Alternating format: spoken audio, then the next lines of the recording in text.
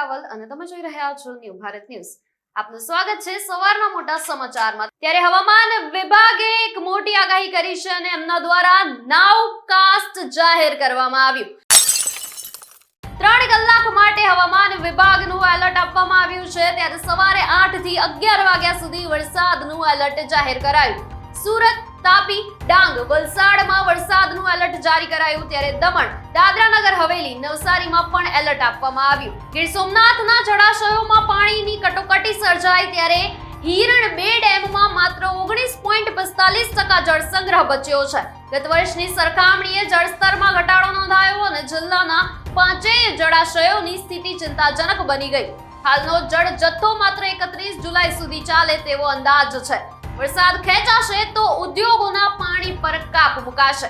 તંત્ર દ્વારા પીવાના પાણીને પ્રાથમિકતા અપાશે અને મગફળી અને કપાસના વાવેતર પર સંકટ ઊભું થયું। રાજ્યમાં અસહ્ય ઉકળાટ વચ્ચે વરસાદની આગાહી કરાઈ। ત્યારે વેસ્ટર્ન ડિસ્ટર્બન્સની અસરથી છૂટાછવાયા વરસાદની શક્યતા વ્યક્ત કરવામાં આવી। અમદાવાદ, આણંદ અને ખેડામાં વરસાદની શક્યતા છે। ત્યારે દાહોદ, મહીસાગર અને વડોદરામાં પણ વરસાદની શક્યતા વ્યક્ત કરાઈ। છોટાઉદેપુર, નર્મદા અને ભરૂચમાં વરસાદની સંભાવના છે તો સુરત, ડાંગ અને તાપીમાં વરસાદી માહોલ રહેશે। નવસારી, વલસાડ અને દમણમાં વરસાદની સંભાવના છે। સાબરકાંઠા જિલ્લામાંથી પસાર થતા અમદાવાદ ઉદયપુર નેશનલ હાઈવે પર મોડી રાત્રે એક માર્ગ અકસ્માત સર્જાયો। આ હાઈવે પર પૂરપાટ ઝડપે જઈ રહેલી એક ખાનગી લક્ઝરી બસ અને અજાણ્યા વાહન વચ્ચે જોરદાર ટક્કર થઈ હતી। આ અકસ્માત એટલો સર્જરીક હતો કે બસના આગળના ભાગનો કચ્ચરઘાણ વળી ગયો હતો। આ દુર્ઘટનામાં બસના ચાલક સહિત કુલ 7 મુસાફરોને સામાન્ય અને નાની મોટી ઈજાઓ પહોંચી છે।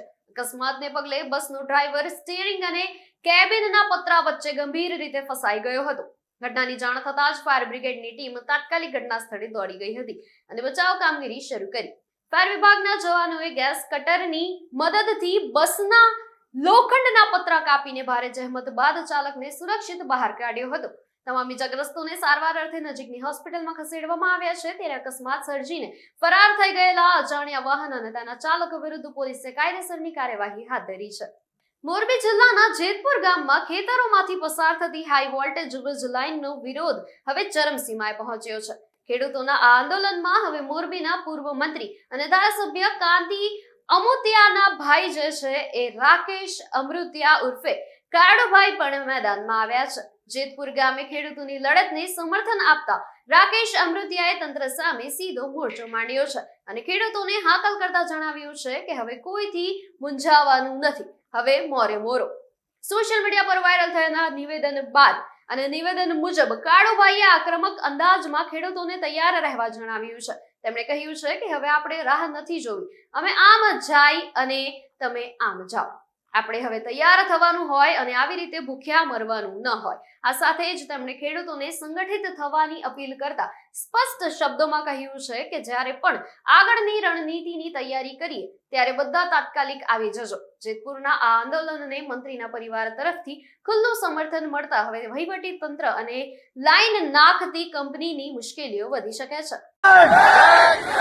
જય જવાન, જય કિસાન। તમામ સાધુ સંતોનો હું ખૂબ ખૂબ આભાર માનું, તમામ કલાકારનો આભાર માનું, તમામ ગામજનોનો આભાર માનું, બીજા કોઈ રહી ગયો આજુબાજુ ગામના કોઈ તમામનો આભાર માનું।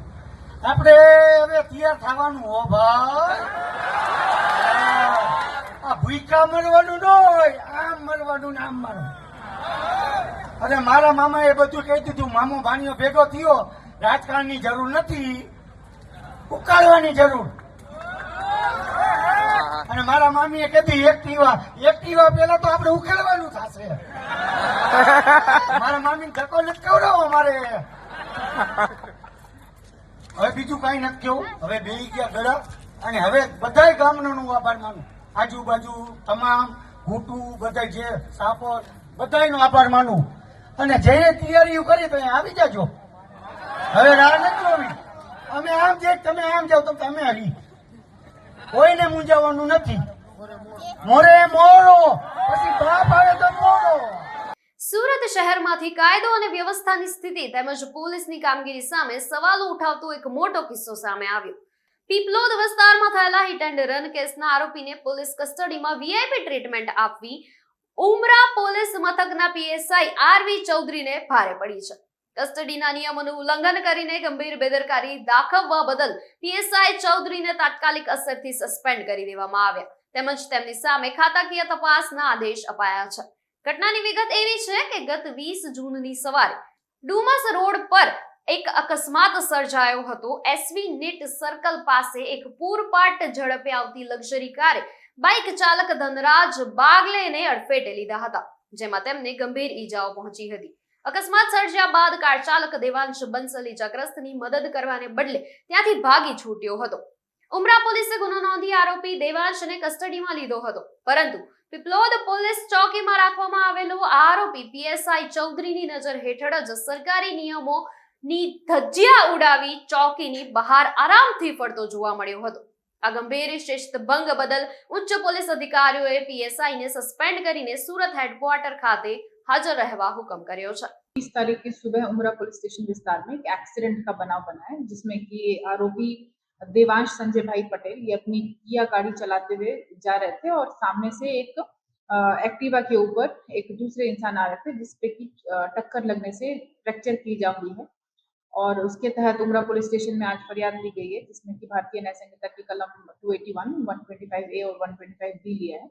साथ ही साथ MV एक्ट में जो ड्राइवर की जो जिम्मेदारी होती है एक्सीडेंट होने पर वो पूरा ना करने की वजह से सेक्शन 134 और 187 को साथ में लिया है. साथ ही साथ 177 एंड 184 इसमें अभी आरोपी को डिटेन करके अटक करने की कार्यवाही जारी है.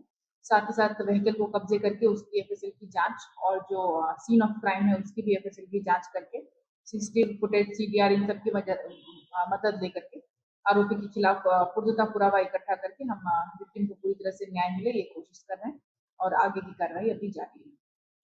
आरोपी क्या करते हैं? आरोपी का जहाँ तक हमें पता है एक कपड़े की फैक्ट्री है सचिन भुजवाला एरिया में. आरोपी का कोई बैकग्राउंड क्रिमिनल कोई बैकग्राउंड अभी प्राइमा फेसी नहीं है. 28 साल इनकी उम्र है. एक्सीडेंट हो गया या कोई फरार हो गया था, पुलिस ने कहा था पुलिस ने उसको फोन के थ्रू ही कांटेक्ट किया. जैसे ही व्हीकल का, क्योंकि हमें डिटेल मिल गया व्हीकल का नंबर, तो उससे ओनर का नंबर डिटेल आ जाता है, उसके थ्रू हमने कांटेक्ट किया और आरोपी को हाजिर. રાજકોટમાંથી લગ્નની લાલચ આપી યુવતી સાથે દુષ્કર્મ આચરવામાં આવ્યું હોવાની ઘટના સામે આવી છે. આ મામલે આજી ડેમ પોલીસે કાર્યવાહી કરીને ગુનાના મુખ્ય આરોપી ભરત ચંદ્રપાલની ધરપકડ કરી લીધી છે. પોલીસ તપાસમાં સામે આવેલી વિગત મુજબ ભોગ બનનાર યુવતી અને આરોપી ભરત બંને એક કેટરર્સમાં સાથે કામ કરતા હતા. સાથે કામ કરવા દરમિયાન બંને વચ્ચે પરિચય વધ્યો હતો અને ત્યારબાદ પ્રેમ સંબંધ બંધાયો હતો. આ દરમિયાન આરોપી ભરતે લગ્નની ખોટી લાલચ આપીને યુવતી સાથે તેની મરજી વિરુદ્ધ વારંવાર શારીરિક સંબંધો બાંધ્યા. લગ્નના ભરોસે સંબંધ બાંધાતા યુવતી ગર્ભવતી બની હતી અને તેણે એક બાળકીને જન્મ આપ્યો હતો, જે હાલમાં 3 મહિનાની છે. બાળકીના જન્મ બાદ જ્યારે યુવતીએ લગ્ન કરવા માટે દબાણ કર્યું ત્યારે આરોપી ભરતે સાફ ઇનકાર કરી દીધો. આખરે છેતરાયેલી યુવતીએ આજે ડેમ પોલીસ મથકમાં ન્યાય માટે ઘા નાખી હતી. પોલીસે ભોગ બનનારની ફરિયાદના આધારે દુષ્કર્મ સહિતની વિવિધ કલમો હેઠળ ગુનો નોંધી આરોપીને જેલ ભેગો કર્યો છે અને આગળની કાનૂની તપાસ હાથ ધરી છે. આજે ટાઈમ પોલીસ સ્ટેશનમાં એક બેન છે જેમને ફરિયાદ આપેલી કે આ કામના સામાવાળા છે ભરત મુરજી ચંદ્રપાલ, એમની સાથે એમના જે કેટરિંગનો બિઝનેસ છે એમાં એમની સાથે ઓળખાણ થયેલી અને ત્યારબાદ એમને એવી પ્રોમિસ આપેલી કે હું તારી સાથે લગ્ન કરીશ ને તને રાખીશ. પરંતુ ત્યારબાદ ઘણા વર્ષો સંબંધ રાખવા છતાં પણ એક સંતાન પણ થઈ ગયેલું, તેમને 3 વર્ષનું હાલમાં છે. તેમ છતાં એને ખાતરી આપવા છતાં લગ્ન કરેલ નહીં અને આ બાબતે આજે ટાઈમ પોલીસ સ્ટેશનમાં ગુનો દાખલ કરેલ છે. આરોપી ગુનાની કબૂલાત કરે છે અને હાલ પોલીસ કસ્ટડી હેઠળ છે અને આરોપીને અરેસ્ટ કરવાની તજવીજ ચાલુ છે. કઈ રીતે આમાં આખી ફરિયાદમાં શું ઉલ્લેખ કરવામાં છે? ફરિયાદમાં એ રીતે કે આ અગાઉ જે કેટરિંગનો બિઝનેસ હતો એ દરમિયાન ઓળખાણ થયેલી ને એની સાથે મૈત્રી સંબંધ થતા ને એમની સાથે અવારનવાર સંભોગ કરેલો ને એના ફળ સ્વરૂપે 3 વર્ષનું બાળક થયેલું અને એ બાબતનું અને પછી ત્યારબાદ એની સાથે વિશ્વાસઘાત કરીને એની સાથે લગ્ન કરવા નહીં આવેલું, એના કારણે ફરિયાદ છે. સુરતમાં ચકચારી એસબીઆઈ બેંક લૂંટ મામલે ઝોન 1 એસઆઈટીની ટીમને સફળતા મળી છે. પોલીસે આ ગુનામાં સંડોવાયેલા અને લૂંટનું આખું પ્લાનિંગ કરનાર માસ્ટરમાઇન્ડ સહિત વધુ 2 આરોપીઓની ધરપકડ કરી લીધી છે. પોલીસ તપાસમાં ખુલાસો થયો છે કે આ લૂંટનો મુખ્ય આરોપી કુંદન ભગત છે અને તેના કહેવા પર જ વિકાસ ઉર્ફે ચંદન નામના શખ્સે આખી લૂંટનું માસ્ટર પ્લાનિંગ કર્યું હતું. આરોપી વિકાસ ઉર્ફે ચંદન છેલ્લા 6 મહિનાથી સુરત આવીને રહેવા લાગ્યો હતો અને તેણે જ લૂંટની ઘટનાને અંજામ આપનારા અન્ય સાગરીતોને અલગ અલગ રાજ્યોમાંથી વારાફરતી સુરત બોલાવ્યા હતા. બેંક લૂંટની આ સનસનીખેજ ઘટનાને અંજામ આપ્યા બાદ આરોપીઓ ભાગી છૂટ્યા હતા. માસ્ટરમાઇન્ડ વિકાસ ઉર્ફે ચંદન કર્ણાટક અને તમિલનાડુની બોર્ડર નજીકના વિસ્તારમાં છુપાયો હોવાની ચોક્કસ બાતમી પોલીસને મળી હતી, જેને પગલે એસઆઈટીની ટીમે તમિલનાડુમાં ખાસ ઓપરેશન ચલાવીને વિકાસ ઉર્ફે ચંદન અને તેના અન્ય એક સાગરીત સંજીત ઉર્ફે સચિતને દબોચી લીધા છે. પોલીસે આ આંતરરાજ્ય ગેંગની ધરપકડ કરી લૂંટની રકમ રિકવર કરવા સહિતની આગળની સઘન પૂછપરછ જે છે એ હાથ ધરી છે.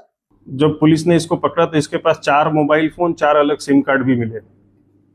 उसके बाद पटना में इसने चाय की टपरी पे किसी वृद्ध महिला जिसके पास कीपैड वाला फ़ोन है वो फ़ोन लेके उसमें व्हाट्सएप का OTP डाल के उसका व्हाट्सएप अपने में ले लिया और एक नए तो अपनी टीम ने जब ट्रेस किया तो वो ओल्ड एज महिला निकली, तो पता चला कि इसने ऐसा काम किया है. आरोपी को ट्रेस करने के लिए पुलिस ने जी तोड़ मेहनत की. जोन 1 की टीम 20 दिन तक लगातार बिहार में स्टे किया हमारी टीम ने और PSI VD माली के नेतृत्व में वहाँ पे सब लोगों ने सब कुछ इंट्रोगेट किया, क्रॉस चेक किया. સાબરકાંઠા જિલ્લાના હિંમતનગર તાલુકાના કડોલી ગામે કરોડો રૂપિયાના ખર્ચે બની રહેલા વિકાસ કાર્યોની સમીક્ષા કરવામાં આવી છે. કડોલી ગામ પાસે દેબોલ નદી પર બની રહેલા નવા બ્રિજ અને ચેક ડેમની કામગીરીનું હિંમતનગરના ધારાસભ્ય VD ઝાલાએ સ્થળ પર પહોંચીને ઝીણવટભર્યું નિરીક્ષણ કર્યું હતું. આ તકે વહીવટી તંત્રના અધિકારીઓ અને સ્થાનિક આગેવાનો પણ તેમની સાથે ઉપસ્થિત રહ્યા હતા. અહીં આવેલા પ્રખ્યાત કટ્ટી મંદિર અને સપ્તેશ્વર મંદિરને જોડતા નવા બ્રિજનું નિર્માણ કાર્ય અંદાજે 14 કરોડના ખર્ચે કરવામાં આવી રહ્યું છે. દર વર્ષે મોટી સંખ્યામાં આવતા શ્રદ્ધાળુઓની સુવિધા માટે આ બ્રિજ ખૂબ મહત્વનો સાબિત થશે. આ સાથે જ બ્રિજની નજીક અંદાજે ₹1,47,00,000ના ખર્ચે તૈયાર થઈ રહેલા અરસોડિયા ચેક ડેમની કામગીરી પણ ઝડપથી આગળ વધી રહી છે, જે આગામી સમયમાં જળ સંગ્રહ માટે મોટો સ્ત્રોત બનશે. ધારાસભ્યએ બંને પ્રોજેક્ટની કામગીરીની ગુણવત્તા ચકાસીને તેને નિયત સમય મર્યાદામાં પૂર્ણ કરવા માટે એજન્સી અને અધિકારીઓને જરૂરી સૂચના આપ્યા હતા. આજ રોજ કડોલી કટ્ટી મંદિર અને સપ્તેશ્વર મંદિર વચ્ચે ડેભોલ નદી ઉપર ગુજરાત સરકારના મુખ્યમંત્રી શ્રી ભૂપેન્દ્રભાઈ પટેલ સાહેબે મંજૂર કરેલ લગભગ 14 કરોડના ચાલુ કામના પુલ નિરીક્ષણ કરી અને જે સપ્તેશ્વર બાજુનો થોડો રસ્તો અને થોડો કટ્ટીથી ડેભોલ નદી સુધીના રસ્તાની પણ વિગતવાર ચર્ચા કરી અને આ જલ્દીથી એમ કે આ કામ પૂર્ણ થાય. અને 2 ધાર્મિક સ્થળો છે અને તાલુકા પણ હિંમતનગર તાલુકો છે, આ પેલો ઈડર તાલુકો છે, બંનેને જોઈન્ટ કરવાનું અને તીર્થધામોને પણ જોડવાનો સરકારનો જે નીતિ છે એના અનુરૂપ આ કામ ચાલી રહ્યું છે. અને આજે વડાપ્રધાનના જે 12 વર્ષના અવિરત જે કામગીરી છે એના ભાગરૂપે અમે આજે આગેવાનો સાથે અહીંયા હાજરી આપી છે અને આ સ્થળ સ્થિતિનું નિરીક્ષણ કર્યું છે અને તંત્રને એનું જરૂરી સૂચનો કરવાના હોય એ તંત્રના અધિકારીશ્રીઓને જરૂરી સૂચના પણ આપી છે. અને તે જ રીતે પુલની બાજુમાં પણ એક ગુજરાત સરકાર દ્વારા આરસોડિયા તરીકે ઓળખાતા ચેક ડેમ કે એની કિંમત લગભગ 1,47,00,000 છે, એની પણ કામગીરી હાલ એકદમ પ્રગતિમાં છે. એટલે એનું પણ નિરીક્ષણ કર્યું અને મુખ્યપ્રધાન સાહેબની જે ગુણવત્તાસભર કામ થાય એની જે નીતિ છે એ નીતિના અનુરૂપ આ કામો સત્વરે પૂર્ણ થાય અને ક્વોલિટીવાળા થાય એ માટે ઇરિગેશનના સંબંધિત અધિકારીશ્રી અને માર્ગ મકાનના સંબંધિત અધિકારીને જરૂરી સૂચનાઓ આપી. ભારતની દરિયાઈ અને ઉર્જા સુરક્ષાને લઈને આંતરરાષ્ટ્રીય સ્તરેથી ખૂબ જ મોટા સમાચાર સામે આવ્યા છે. હોર્મુઝ સ્ટ્રેટમાં ચાલી રહેલા લાંબા સમયના તણાવ વચ્ચે 3 ભારતીય ધ્વજ ધરાવતા કાચા તેલના ટેન્કરો આ દરિયાઈ માર્ગને સફળતાપૂર્વક પાર કરીને ભારતીય બંદરો તરફ આગળ વધી રહ્યા છે. આ 3 જહાજો દેશ વૈભવ, દેશ વિભોર અને સન્માન હેરાલ્ડમાં કુલ 8.6 લાખ મેટ્રિક ટન કરતા વધુ કાચું તેલ લદાયેલું છે. આ જહાજો પર 94 ભારતીય નાવિકો પણ સવાર છે. કેન્દ્રીય જહાજ પ્રધાન સર્બાનંદ સોનોવાલે સોશિયલ મીડિયા પ્લેટફોર્મ પર આ સફળ ઓપરેશનની સત્તાવાર માહિતી આપી છે.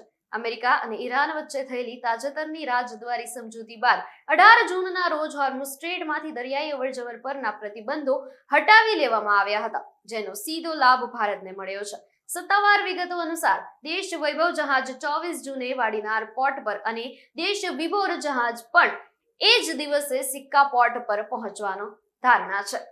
ત્યારે ત્રીજું જહાજ સન્માન હેરાલ્ડ 1 જુલાઈએ ઓડિશાના પારાદીપ પોર્ટ પર લંગરશે. ભારત પોતાની જરૂરિયાતનું મોટા ભાગનું કાચું તેલ આયાત કરે છે, તેથી આ જહાજોનું સુરક્ષિત આગમન દેશની ઉર્જા સપ્લાય ચેઇન માટે ખૂબ જ મહત્વપૂર્ણ સાબિત થશે.